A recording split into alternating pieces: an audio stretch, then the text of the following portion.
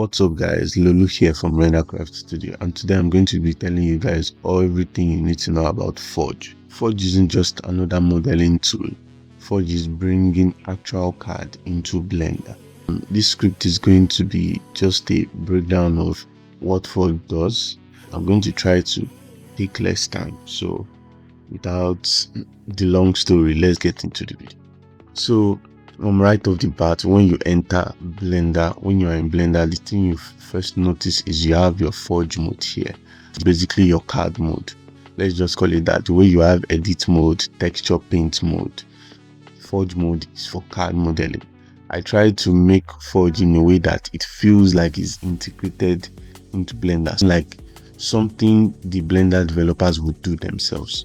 So right off the bat, you enter and you see your default cube. Obviously, then one thing you first notice is these black dots on our default cube, and what they are is they are snapping dots. I'll explain now. So if I should take my line tool and I click, as you can see, we have this snapping ring like plasticity.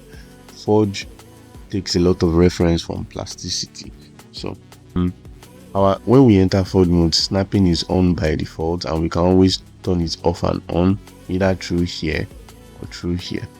So when we snap, we can snap to face midpoint, we can snap to edge midpoint, and we can snap to edges, we can snap to faces, we can snap to grid, and we can snap to grid axis. So those are the things we can snap to just for ease of use. We can also snap to corner. When you snap to corner, the ring disappears. So that's it for the snapping. And for speed, we have something called, we have these two things here, performance mode and viewport quality mode. Now, like it says, the more you increase the viewport curve quality, the higher the value, the chunkier the curve, and the faster it gets. And there is also performance mode. Now, what performance mode does is when I click it and I go to normal mode and I try to perform a simple fillet, as you can see, the fillet is being done on the solid live.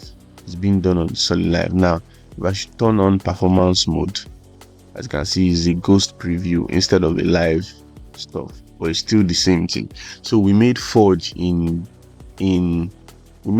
while thinking of the people with low-end PCs in mind, people that maybe won't be able to run this, especially those that do mech. So that's why we did this. So without any long talk, let's get into the basics. So Forge has three main primitives, kind of like plasticity too, which is the cube, the cylinder, and the sphere. Now to add it is pretty easy. If you use plasticity, you know how to do this. So just click on here, then drag to see your value, then drag up, then that's it. Then while you do that, you can see that you will have like some gizmos. These gizmos, you can use them to edit your cube before you commit by pressing OK. You get, now we've not committed, so we can still edit it anyhow we want, but once we commit, those gizmos, they go away. You get, so that's just it. The next thing is your cylinder. Your cylinder, you just add your base radius and you add your height, and here too you can increase the radius, can increase or decrease the height, and commit. So that's it for cylinders and cubes. The next one is, sorry I'm stuttering a lot guys, like I said, is kind of unedited, so I am not putting any extra I don't have any script for this video. So once I increase the radius, I can just do this and then I press OK. So that's it for cubes, cylinders, and spheres. So the next thing we're going to be looking into now is the sketches. Now mind you, I wanted to say that in Forge mode there are three modes. There's the solid mode, edge mode, and face mode. The solid mode is for the whole solid, the edge mode is to select edge, and the face mode is to select face. Just like how we have it in edit mode, the shortcut is 1, 2, 3. So the next thing we're going to be looking into is sketch. Now I'll try to brush through this one really fast. So the first one is line. Line is just used for drawing polylines, very easy. You can either draw an open loop or a closed loop. You get, so that's just it for line. The next thing I'm going to be talking about is spline. Spline has two modes.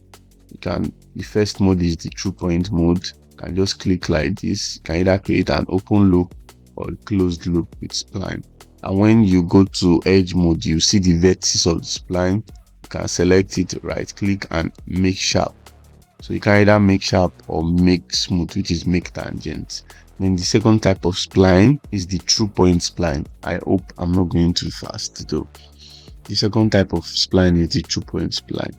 When you click on any tool, you have to first of all click on your viewport. Then you see your snapping ring and you see your side panel here. So with this, you can press tab to change it to control point spline. This will give you that basic curve kind of feel. So once you have this, that's just it for spline. Can move. So that's it for line and spline. The next one is arc. Now arc is very easy. You click and you select your radius. And you select your radius, you can now draw the arc however you want. So I'll just draw a 90-degree arc like this, and as you can see, we have that. So you can always select it and just extrude like this. Easy to create kind of like a sheet. And then we can use our thickening tool to increase the thickness, and boom, we've created a solid from an arc. So it's very easy to do stuff like that. The next one is circle. You can add your circle two ways. The first way is the center drag. You drag it like this for your center, and the second one is when you want to drag it, you hold shift and then you drag it from the corner. So that is our circle tool. The next one is the box tool. Now what this does is basically add box. The normal way is it adds from the corner. Do you get? Now the second one now is now adds from the center. Do you get? So that's when you hold shift. So when you hold shift on any sketch, is that you're adding it from center or from corner. Then the last one, which is very unique, is the polygon tool. When you drag it, you see your polygon. So while you are dragging, you can hold shift and then use your mouse scroll wheel to either increase or reduce the radius. Hold shift and your mouse scroll wheel. So that's it for sketches. Those are the different type of sketches you can add in your scene. Those are different type of sketches you can use, and you can use it for anything. And there's also something we call auto region. So let's imagine I add a polygon here. I add a polygon here like this. So when I go into face mode, you can see I can select any region of. It's still two different sketches, but just like how plasticity does it, when I do that, I can select any region I want and I can just work with that. I can either extrude, revolve, loft, anything I want to do. So it's basically, you can basically create a unique face with it. So the next thing we are going to be looking at now, I'm going to be taking the tool one by one. The first thing we'll talk about is the split tool. Now the split tool is quite easy to explain. It's the split tool adds vertices to a curve. So we have this spline curve. I'll just click here, and as you can see, I've added a point. It adds vertex there. There is no vertex here. I'll just click here like this, and I've added the vertex there. So that is basically the split tool. The split tool is very self-explanatory. Then the next one is the trim tool. Now this trim tool is very easy. So the trim tool removes any edge in between two vertices. That's just it. So if I click on this edge, it will click to remove it. Click on this edge, it will remove it. You get? So that's basically what the trim tool does, and you can use it when you are trying to also create unique shapes, especially with auto region. That's what the trim tool does. Then we have the cut tool. Now this cut tool is quite unique to use. I'll explain why. So we have this cut tool, and let's imagine I want to slice this into half. I'll just select my cut tool, and when you select any tool, when you click once, you see your snapping ring. That's how you know it works. So I'll just drag from here like this, boom, and I've cut my object. So what I can just do is I can go to object solid mode, then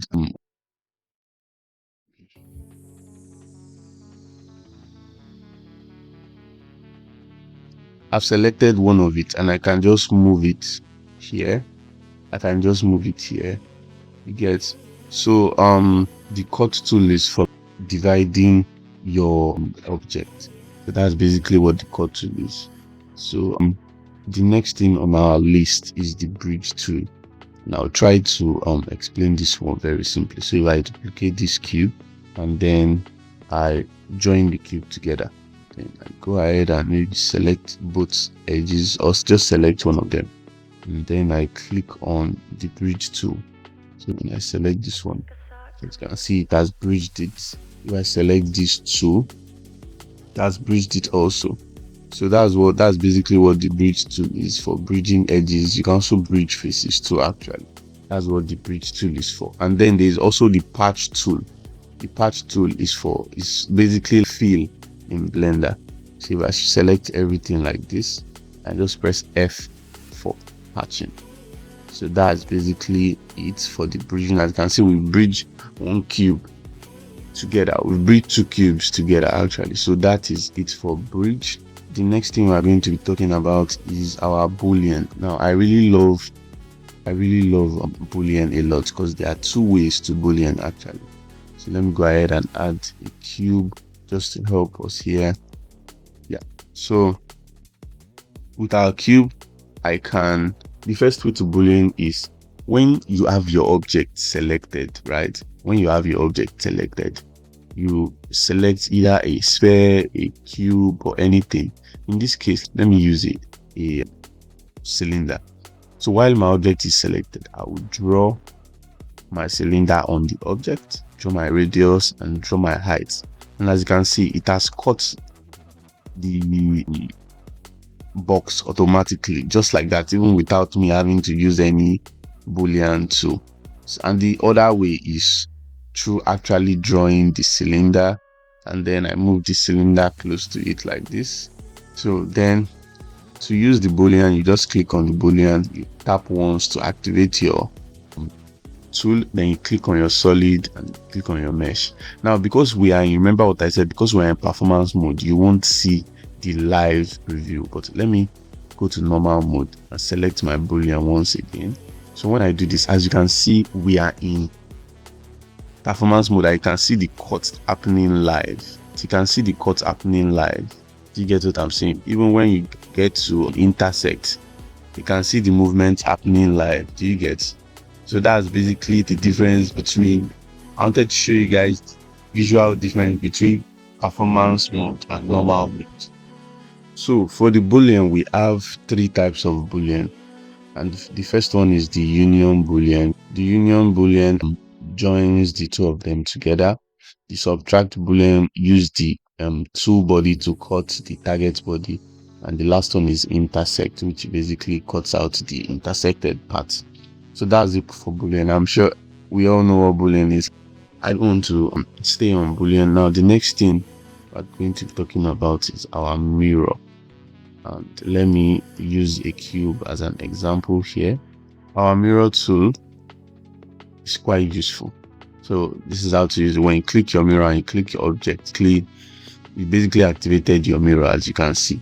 The first thing we want to do now is when you drag it to the side like this, you are mirroring your tool, actually like copying it to another side. So you can basically drag this to this side. You can change the axis by clicking X, Y. You can change it to the Y axis, Z, and if you click Shift Z, Shift Y, or Shift X, you are using the flipped tool here. So that's basically it. And when you are together, as you can see, there is this like middle line, kind of like how we have it in Blender too when we mirror an object. But you can do unite halves, and when you do unite halves, it joins them together. So when I do OK now, I've turned that into like a simple into a simple shape. I can just go ahead and escape, sorry. Then I can just go ahead and fillet this edge just like that. So that's it for the mirror. The next tool we are going to talk of is the Imprint tool. Now this is very unique, so let me just draw a quick circle so I can use that as an example. So while I have my circle here, I'll go into solid mode. I'll move this out a bit, and I'll use my imprint tool. As you can see, imprint, select my target solid and my tool. So imprint is basically used for adding edges to a solid. So there is vector which is adding it based on your camera, where your camera is looking at. So as you can see, I have added it apologies, and it's added to that place. So if I use normal, is basically projecting it, kind of like knife projecting it based on the normal. So if I do bi-directional, it will print on two sides. So if I do this, as you can see, it printed on two sides. But if I use vector does it based on where the camera is looking at. As do you see what I'm saying? So that's basically the imprint tool. The imprint tool is quite useful when you want to like add unique objects. You don't have to do it for circle. So let's assume I have this, right, and I want to use this edge to draw a line. So what I'll do is I'll use my imprint, and then I'll do it normal, not bi-directional, sorry. Then I can do this. Then as you can see, the details have been added, so I can now use that details to do whatever I want. So let's assume I select those edges, and there's another feature here called pipe tool. Now that's used for adding pipe in Blender. So I just do Shift P. Now as I've done that Shift P, as you can see, I've added the pipe. I can change it to a box pipe, a circle pipe, or a something I call spiky pipe. So I'll just use the circle pipe for this illustration and press OK. So I've used that edge to create something unique like this. Then I can go as far as selecting my boolean, selecting my target body and my tool body, and I use this to cut. And as you can see, very easy, very easy. So there are a lot of possibilities with Forge. Do you get what I'm saying? Let's assume you want to create details like this. There are a lot of possibilities with Forge. So that's basically, I've explained the imprint tool, and both the imprint tool and the pipe tool. The pipe tool is basically for adding pipes to your edges. And also the next one I would like to explain is the so here so there are different things you can do to a face in Blender. You can go ahead and extrude. You can, using Shift E, you can extract a face. As you can see, you can delete a face just using delete, and it's using Shift D. You can duplicate a face. So we've duplicated this face. Now we want to use our revolve. So we click our revolve and we click the face we want to revolve, and as you can see, it is revolving for us live. You can change it to your x-axis like this, and then you can move it any way you want. You can change to your y-axis like this. You can move it any way you want. I can change to your z-axis. You can also increase the thickness of this. Actually, I increase the thickness, but let's leave the thickness at 0 for now. And then you can also increase the axis to any way you want. I think I would like to use a 90-degree for this. So we've done this, and we can just press OK, and it has created this very unique solid for us, and we can just use it to do anything we want. So you can also use the revolve tool to create very unique shapes also. The next tool we are going to be talking about is our ticking tool.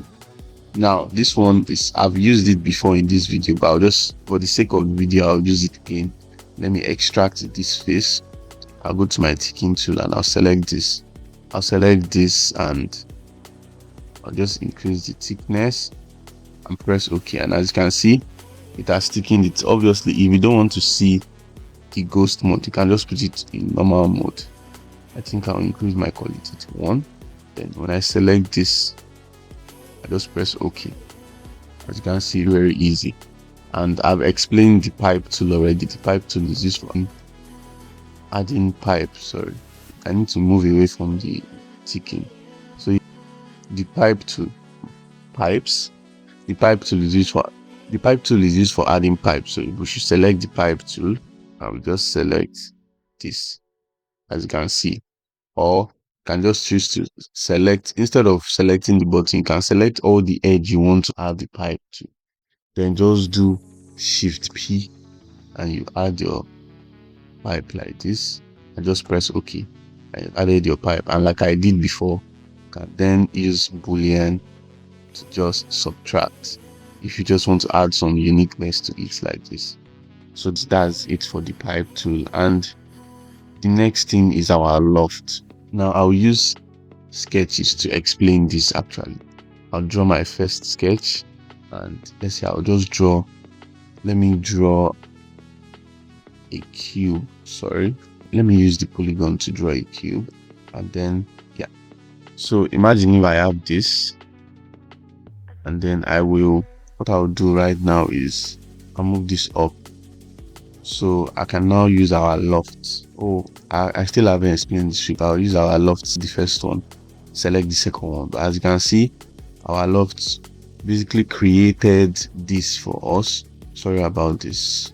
Yeah, so our loft basically created this unique shape out of the cube and out of the plane and circle we did. Then we can do whatever we want with this, and do whatever I want with this, and just press OK for our fillets. Let me keep on using preview mode. You can go ahead with this. Sorry. So one other thing I need to note and I need to tell you is, when your fillet does something like this, the ghost preview is going to be messy. So because our fillet hits a corner like that, that's why the ghost preview looks like that. But it's easily ignorable, and when you press OK, your fillet still works like normal. The ghost preview is just a preview. It's just a preview. So this is just it. So this is how we can create very unique shapes. As you can see, the ghost preview messes up again, but if I press OK, just because it hits this corner here, that's why it does like that. So yeah, the next tool we are going to be looking at is the pipe tool. I said pipe, is the sweep tool actually. Sorry about that. Let me use my line. I'll just draw a straight line here. I can take the line R, Y, then I can move it here. I can move it upward to it. So the sweep, very easy. Select the first one, select this, and boom, that's basically it. Then you can have your cap, add cap or remove cap, and boom, that's basically our sweep tool. So there are different ways to create different things, and I think basically that's it for all our tools. For now. Those are the tools we have in Forge to create whatever we want. So also for ease of access, you can use Ctrl+A while in solid mode to select your stuff. Instead of using the toolbar, you can use Ctrl+A, and you see all your features here to use. You can use Ctrl+A. And the next thing we're going to be talking about actually is our commit to mesh, commit to solid, right? Commit to blender. Now this tool very useful. So let me just go ahead and delete everything we have in our scene right now, and I will add a cube like usual. So I have this cube. I'll just try to fillet one edge just like this. So I have this cube, and as you can see, it says commit all solids, meaning every solid in the scene, it will commit everything. In a future update, we're going to add commit selected. So with this, I can change my density to about 2, and this auto sharp is when you commit, it will add a bevel modifier for you, and using the weight, it will just preserve your edge sharpness. That's basically what it does. So I will leave it on. I'll just change my density to 2, and let's see how fast this will go. Yep, very fast. So once I go into this, I can see the remesher is done. That's remeshed my whole mesh for me. Now I just wanted to note, and I wanted to clarify that the remesher isn't perfect. Do you get what I'm saying? The remesher is not perfect in any way. Also, I didn't actually explain the extrude, but yeah, the extrude feature is also there. You can extrude faces, you can extrude edges, you can extrude sketch also. So let me just boolean this, escape. So let me commit again, commit to blender. Yeah, that didn't take too long. So the tool it is not perfect, Do you get? We are still going to improve it in different ways, but for now, it gets the job done well. It is not perfect. I wanted to clarify that before people come for me and say, oh, the tool doesn't work fine. It is not perfect, but it gets the job done the right way. So you can see you have math caps, you have different math caps, just in case you want to change. Yeah. And another thing we can also do in Forge is we can import step, we can import IGES, and we can import brep. We can export different type. We can export STL, IGES, brep, OBJ, PLY, GLB. So let me try to import something or import a step file, and let's see how fast that will import. Boom, basically instant importing. It doesn't even take time, and it's actual card. So let's just do boom. This is actual card. I can basically just go ahead and go to edit mode and just continue my work here. As you can see, and just continue what I'm doing here. It's so awesome to be able to bring actual cards into Blender and just continue our work from whatever software. Plasticity, it's so awesome to be able to do this, man. This is an add-on I've been wanting for years. That's why I had to create it myself, obviously. So that's about it. If you have any questions, you can comment below, or you can ask in the Discord channel. I'm open to answering any questions. Thank you very much for watching till the end. I know this video is not exactly the flashy edit video we all watch on YouTube, but yeah, thank you for watching and thank you for using Forge.